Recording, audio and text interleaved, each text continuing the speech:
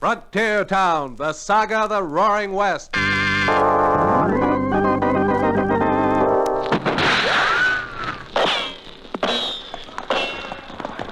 Frontier Town.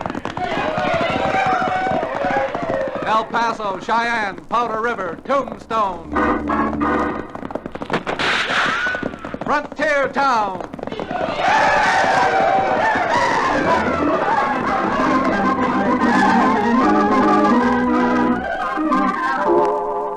Here is the adventurous story of the early West, the tamed and the untamed. From the Pecos to Powder River, Dodge City to Poker Flat. These are the towns they fought to live in and lived to fight for. Teeming crucibles of pioneer freedom. Frontier Town!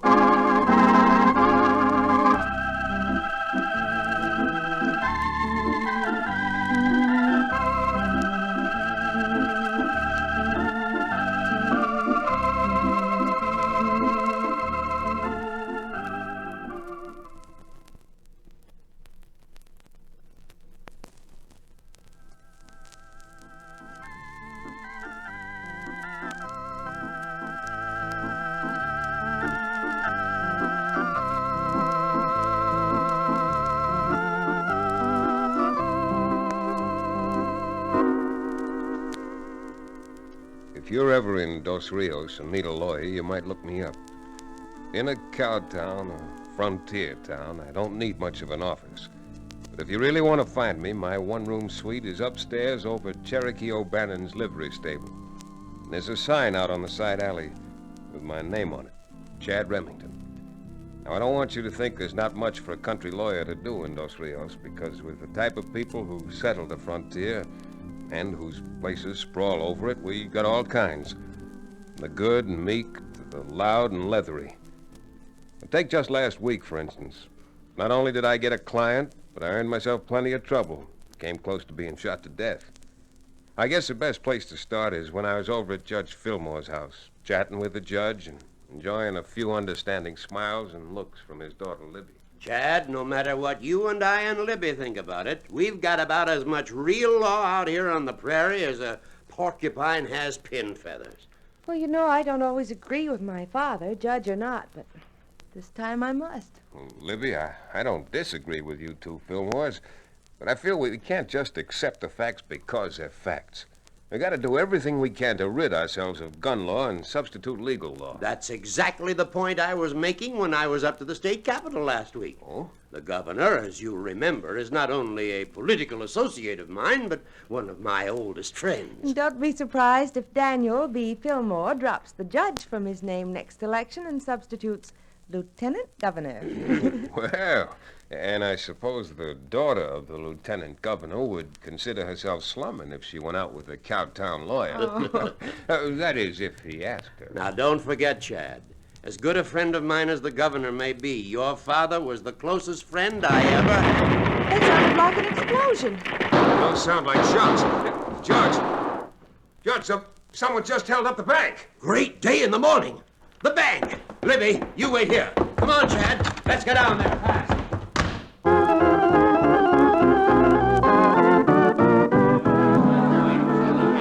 Stand still there, you pusillanimous pussyfooting polecat, or this time I'll beat your brains out for fair. Cherokee. You mean to stand there and tell me you captured this gunman inside the bank single-handed? My boy, don't ever let it be said that O'Bannon is single-handed. It takes just one O'Bannon to care for one row, but for a rebellion it might take two. Stand still there, you varmint. Then stop twisting my arm. Stand back, everybody. Here comes the sheriff. Out of my way now. Out of my way. Move back. Move back there. Good thing you got here, Sheriff. But there's no hurry anymore. One-man army O'Bannon caught your man for you. Well, so you thought you could get away with holding up the bank all by yourself, did you? Well, I wasn't asking just to hear myself talk. Well, maybe he's not answering on advice of counsel, Sheriff. What's your name? Smith. John Smith. Huh. Why don't you just make it John Doe? Well, Smith, whatever your name is, I'm hauling you down to the calaboose. And maybe by the time we get through with you down there, we'll find out who you are, where you came from, and your right name. So we can make it legal when we change your name to a number. Now, come on.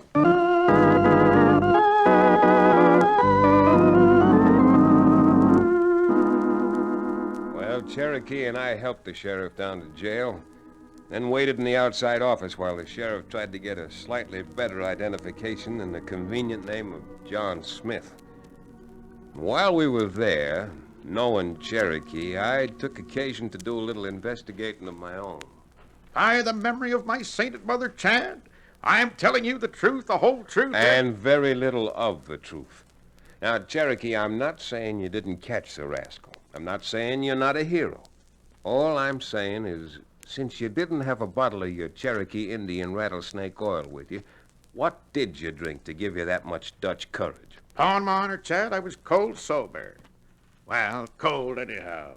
But, What? I must admit that I was just passing by the bank when that thieving no-good Buzzard Smith backed out and tripped over me, and when I landed on top of him, it knocked all his wind out. Oh, well, now we're getting places. And since we've gotten the true facts, counsel will excuse witness from... Well, Sheriff, what did you find out? Well, nothing. All he'll say is his name is John Smith. But there's a label in his shirt from a store in Houston. Hey, I thought I might telegraph down there with a description of him and see if we can't be identified. Well, say, that's a good idea. A fellow like that's probably wanted on 30 charges in 30 states. Might even be a little reward money. Reward money? This is getting to look like the brightest day of my ill-favored life. Think I'll go down and send that telegram to Houston myself. Oh, no, you don't, Cherokee.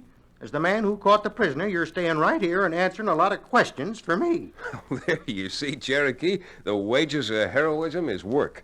Now, I'll tell you what. I'll stop by the Western Union office and send the telegram for you myself.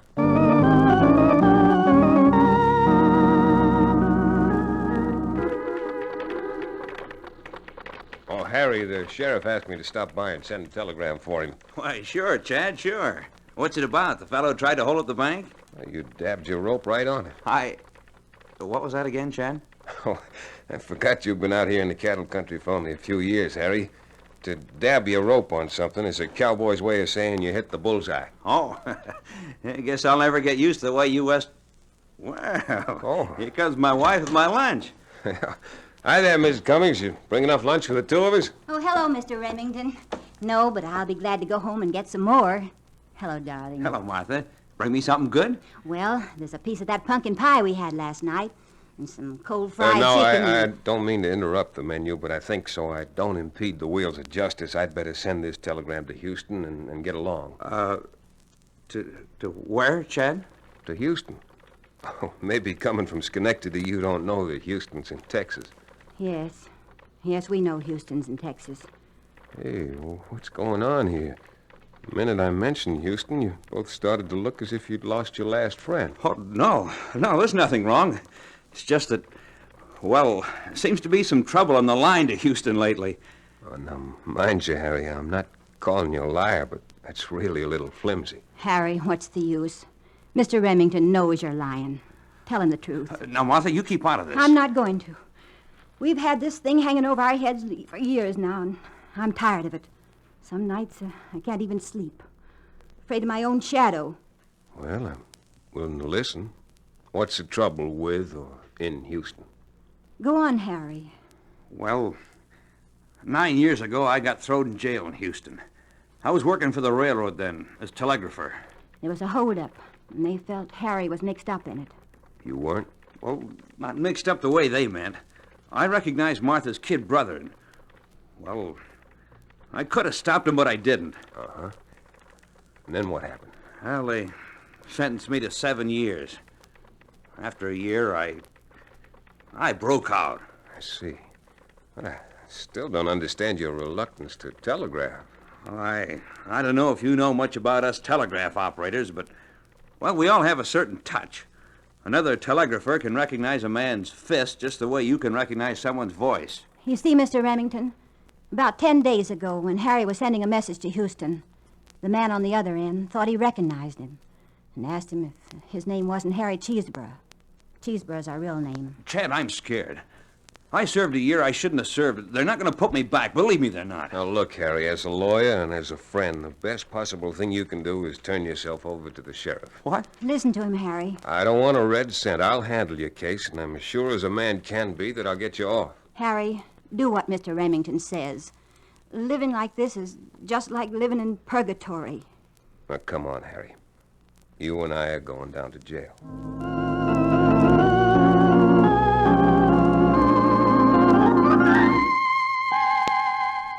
Harry didn't like the idea, but once the sheriff reassured him that his chances of getting off were pretty good, he seemed to feel better. With our little jail full, the sheriff put him in the same cell he'd put the bank bandit Smith a little earlier. With my client now in jail, I went down to see the judge. Chad, I'm afraid you don't realize what you're asking me to do. Just because the governor happens to be an old friend of mine. Oh, sir, as a judge, I know you're interested in justice. And the ends of justice wouldn't be served by having that man extradited. Chad's right, Father. Why, Harry and Martha Cummings are good people. There hasn't been a Sunday they haven't been to church, and they've never done anything wrong in all their lives. I'm no judge of that. All I know is that someone did find him guilty and send him to jail. Besides, to be very frank about it, I don't especially like Chad's suggestion that I impose on a friendship. Oh, I didn't say anything about your friendship with the governor. I appealed to you as a judge and as an honest and upright citizen to have the governor quash any extradition proceedings should they ever be brought. Please, Father. Well, I'll see what I can do. But believe me, it's not entirely voluntary.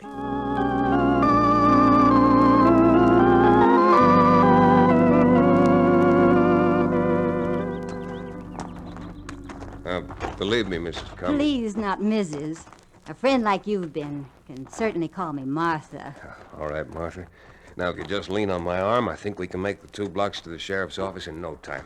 I just can't wait to see the look on Harry's face when he sees this telegram you've gotten from the governor. Oh, me too. From now on, neither you nor Harry's going to have to worry about Houston or any other town on the face of it. Chad, those shots! Yeah, Martha, come on. Those shots are coming from the jail. Chad! What is it? Can you see? All I can see is some horses tearing out of town. Sheriff! Hey, Sheriff, what happened? Oh, nothing happened. Nothing at all. That bank crook, John Smith, Cherokee Court, just busted out of jail. Well, stop huffing and puffing. You'll catch him again. That's not too bad. Well, maybe that's not too bad, but Harry Cummings busted out with him. Harry? Harry broke out of jail? Well, he sure did, man. Well, this serves me right. I get the man practically pardoned by the governor, and then what does he do? Breaks jail, makes a real outlaw of himself. And now there's no question about it. Harry Cummings is actually a fugitive from justice.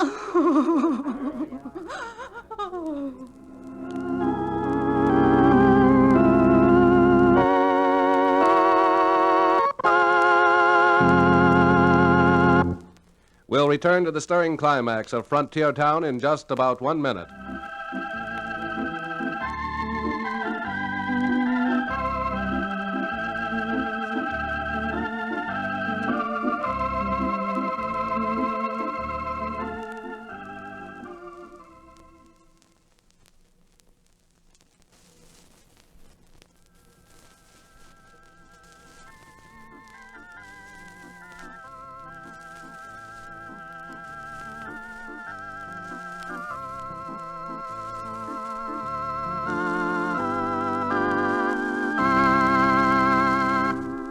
And now, Frontier Town.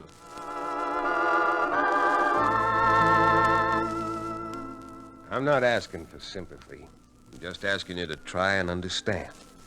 As far as everyone was concerned, and that includes me, Chad Remington, everything I'd done had been wrong. Not only had I induced Harry Cummings to give himself up and go to jail, but when, because of it, he broke out again, the sheriff was against me, Harry's wife was against me, and most of all, Judge Fillmore and Libby were against me. Chad, how could you? How could I? Wasn't it enough that you came here first and talked Father into helping you? Did you have to come back now that it's too late? I'm only trying to explain to I'm you both afraid that explanations are no longer in order. In fact, I'm afraid any explanations that are due will be mine, trying to explain to the governor the meaning of this utterly ridiculous situation. I thought if anyone around Dos Rios would understand and have a little sympathy, it'd be you two. Oh, so now you're going to try to turn things around and blame them on Father and me. The less said about this, the better off we'll all be. In other words, without a trial, without any suitable evidence, You're going to convict a man that just yesterday you agreed was decent and honest to the best of your knowledge. Chad, I resent your tone of voice, and I certainly resent your speaking that way to my father. Just a moment, Libby. I'm quite capable of taking care of myself. Mr. Remington seems to feel that this is a courtroom, and that as the attorney for the poor, downtrodden, misunderstood defendant, he's going to make an impassioned, oratorical ballyhoo on behalf of his client. I'm not trying to do Young anything... man, you could at least have the decency to wait until I finished. Yes, sir. I was just going to add that since this is not a courtroom and since your client is not on trial here, but since this is the parlor of my home, I'd appreciate your leaving. Oh, Father. Oh, let it go, Libby. This is your father's home. I'm certain he's not going to be any happier or any more satisfied until I've proved that Harry Cummings... Harry Cheeseborough? I'll accept the correction, Your Honor. Until I've proved that Harry Cheeseborough either was forced to break jail or was completely out of his head. You're not going to prove anything standing here. You're quite right, Judge. When I've proved something, I'll be seeing you, Libby. I hope. Huh.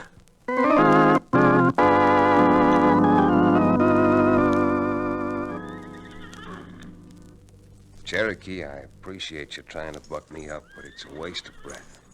Now, just a minute, my fine, upstanding friend. Right here in my hand, I hold this little bottle of absolutely genuine Cherokee Indian rattlesnake oil. You say you want to know what this little article does? Well, I'm going to tell you. This astounding preparation not only cures dandruff and heaves in your favorite horse, but is sold with a money-back guarantee to cure morning after collywobbles. Blues that are bluer than the sky over the... All right, Dr. O'Bannon. I certainly can't give a testimonial for your universal panacea, but I'm ready and willing to admit that even without your rattlesnake oil, you can cure a case of blues, depression, and save a man from suicide. Now, sonny boy, you're talking. So let's analyze your problem. You wouldn't have a trouble in the world if we could find Harry Cummings and clear this thing up. Just as simple as all that, is it? Even simpler. Now look at it this way. He broke out of jail with that John Smith character. Hmm? Who caught John Smith in the first place? Well, Never mind, I'll tell you I did. And if I could do it once, I can do it again. Well, if you think I'm going to wait until the two of them stumble over your legs this time, you're greatly mistaken. If you really want to help, throw a couple of saddles on two of those broken-down nags you rent here, and let's deputize ourselves a two-man posse to find them and bring them back. Find him? How do you propose to do that? I may be a lawyer now, Cherokee, but don't forget I was born on a ranch and brought up on a ranch. I can still read sign and cut trail. Now go on, get me a good horse and let's be going.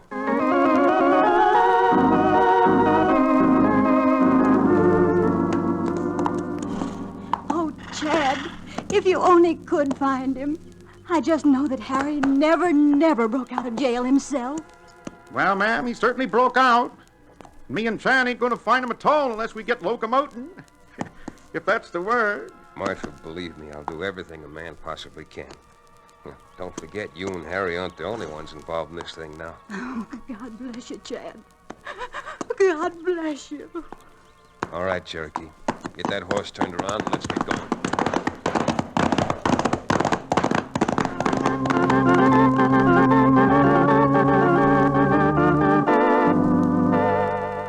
Ever look for a needle in a haystack?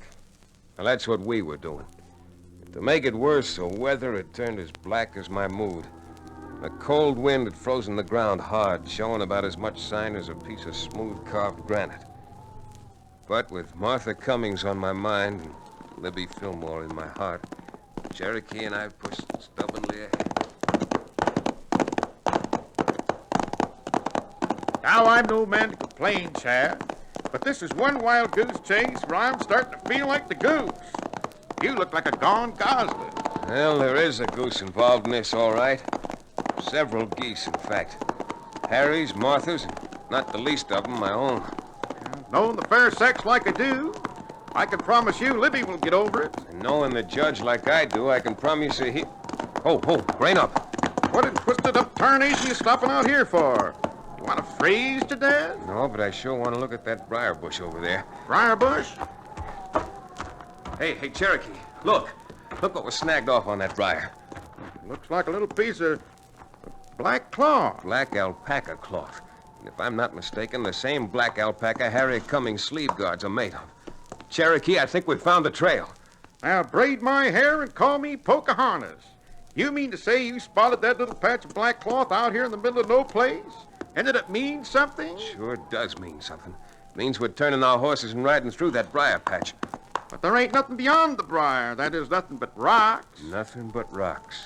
And, I hope, a trail that'll lead us to that bank bandit and Harry Cummings.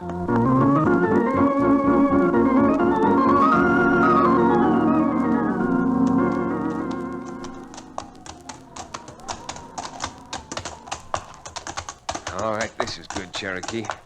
Right here. Whoa, now. Oh, boy. Whoa, you elegant equine. Oh, nothing up here but rocks, huh? What does that look like?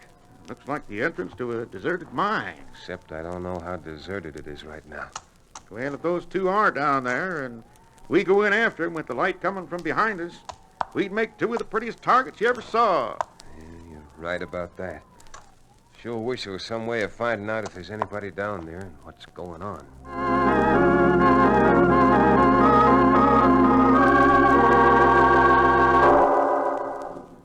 Smith, I tell you, we'll starve down here. We'd have been better off staying in jail. Why don't you dry up? I should have left you in that jail to rot. Maybe I've been better off rotting there than down here. We only had some air. You keep that up and you'll get air, all right. I'll ventilate you proper. You're just the kind who would, too. If I'd had any salt in me at all, I wouldn't let you take me with you. Why, you... No! Now, keep that trap of yours shut. Look, the air down here's so bad. Why don't you let me see if I can't dig a little hole up toward the top? Just a little one. Just enough to get some fresh air. Yeah, all right. Gotta keep you amused like you would a kid. Can I use one of your spurs to dig with? Yeah, you can use anything. Only just shut up. Here. Thanks. Now maybe we can get some air.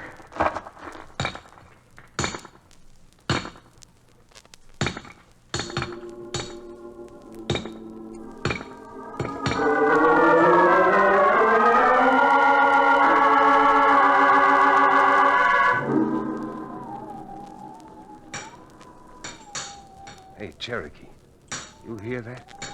Yeah, sounds like someone digging inside the mine. Yeah, it's not just digging. It isn't steady enough.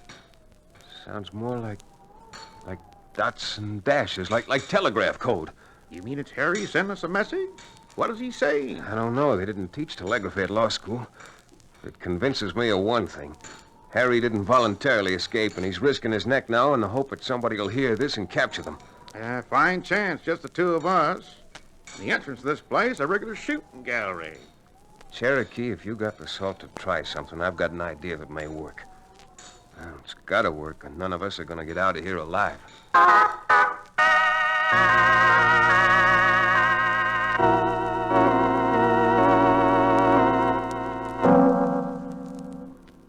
If I hadn't wanted to save Harry, it would have been easy enough. We could have shot through the entrance to the mine and blasted him out of there. But a shot might have killed Harry. So I had Cherokee climb on top of the entrance and hang there like a possum by its tail. Then I gathered up some dry brush, trusting to the wind to carry the smoke inside, set fire. With the smoke blowing inside the place, I just waited.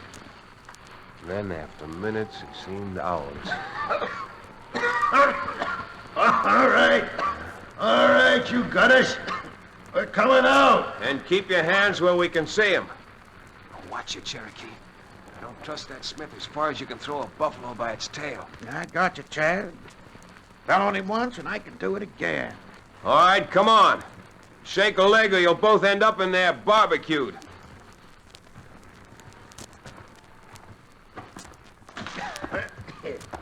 Hey, all right, mister. You got us out of there, but you haven't got me yet. Oh, what a yellow-spined varmint you are, Smith. Using Harry as a shield. Don't mind me, Chad. Get him. Oh, I'm afraid, Harry, that just talks easy. Come on. If you want horses, ours are over there. All right, mister. Get moving. All right, Cherokee, jump. Why, you...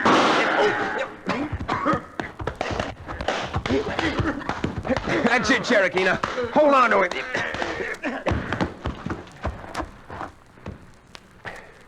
Well, Cherokee, that's one way of getting business. Getting business? Yeah, you bet. I can't think of a better customer now for your Cherokee Indian rattlesnake oil than Mr. John Smith.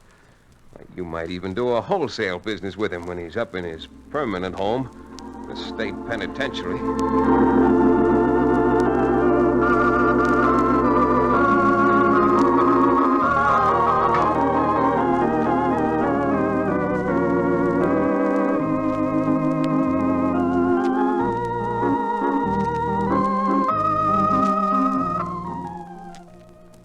Chad, I can't ever tell you how much both Harry and I owe you. You don't owe me a thing.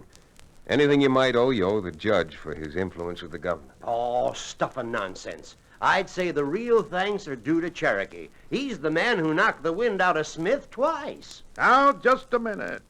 Nobody could have done anything if Harry hadn't tapped out that message. So we'd know he was down there. What would you have done if your life was at stake? No, sir. I'm passing the medal right back to Chad. Libby, let's let them all stay here making speeches. I think you and I ought to take a little walk. We have a few things to talk over. I haven't much to say, Chad, but if you think you have, I can be an awfully good listener.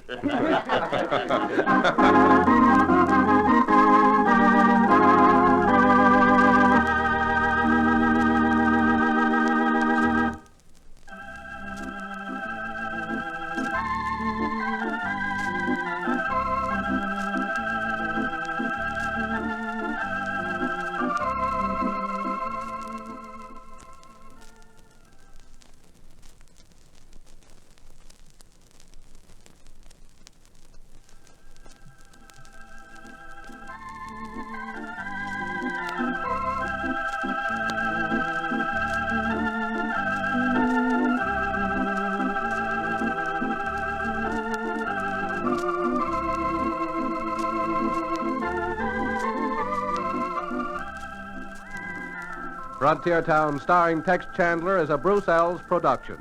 Supervision by Joel Murcott. Story and direction by Paul Franklin. Music written and played by Ivan Ditmars. Be sure to be with us again this time 1 week from today for another fine action-adventure story with your favorite young Western star, Tex Chandler. Frontier Town came to you from Hollywood.